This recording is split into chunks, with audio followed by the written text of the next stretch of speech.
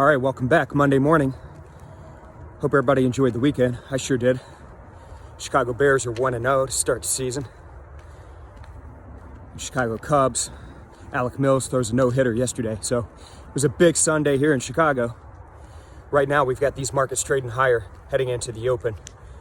Dow, S&P, Nasdaq all higher by 1% after 2 weeks in a row of losses. So we'll see. These tech shares have been getting leaned on big time over the past few trading days. So we'll see if we can buck that trend this week and get a little boost. So we had some big M&A deals announced within the last 24 hours. And that's really pumping a little bit of juice into these markets heading into the open. So it's an event-packed week. Quite a bit going on. We've got a Fed meeting taking place this week, announcement coming out on Wednesday.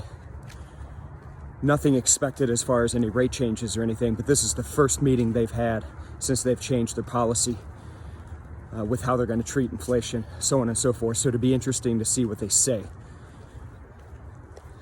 Outside of that, we have Bank of Japan has a policy meeting this week on Thursday, and Japan is also announcing their new premier on Wednesday this week.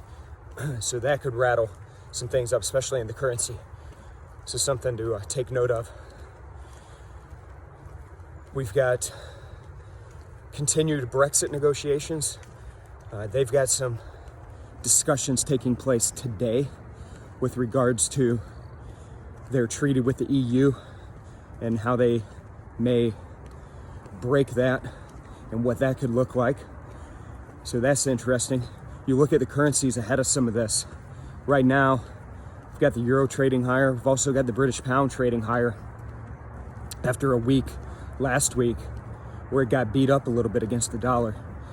So we'll see how things shake out there, but could be a very interesting week on the currency front with this Bank of Japan meeting, the new premier, Brexit negotiations, just a lot shaking out, as well as that Fed meeting.